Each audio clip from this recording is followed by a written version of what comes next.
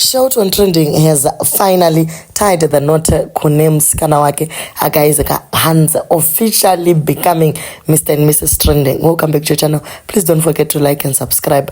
Mukomana wazviita ku Cape Town ikoko and vanhu vaenda kunomusupporta guys, mama content creator Kim Natanaka vanga variko vakatena ukuwo brother tight vanga variko zvakare guys.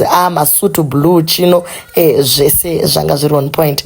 Vati ivo kana munhu wamuda hapana chinoramba. Vari kuti zvinhu zvese zvanga zviri organized sekungoonawo guys my trending aiwa vari kutotrenda for the right reasons runako bonus. So guys ndo zviri kuitika mumastreets.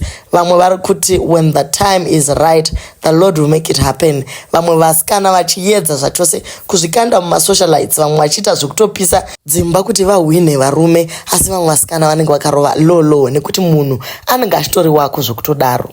Sekona kwenyu muroora wenyika never trended for the wrong reasons. Tiri kutomona nhasi kuti aiwa akutoita Mrs. Trending guys. Vakazotopinda couple content zvinobva zvangoendwa guys, votongoendera mberi nelife yavo. Zvinodadisa kuona vechidiki vachiita things right zvakakonekamwa nemamasoja atiinawo mudzimba umo. Nanhasi vakangoendesa 200 tsvakirai kuno ndokunyarara vakadaro. Vakomana vadiki vari kuti bodo ivo they are going to change the narrative from now onwards, vachiratidza kuti chero vanhu vachiri vadiki vanogona kutongoita zvinhu nenzira, vogona kuita stick together for a long time.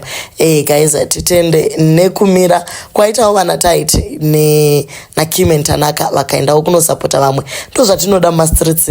Hate haina kunaka guys. Umwe neumwe musakangamwe kuti you are on your own personal journey and the employer wedu isusu anongotihoresa tese pasina kunzi kwai nekuti uyawana 350 iwe takupa 250 bodo.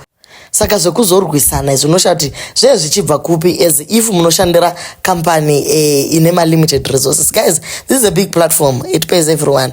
Zvakangonaka. So thank you guys for standing together and kumuri itsva tinongoti makorokoto ngazviende mberi.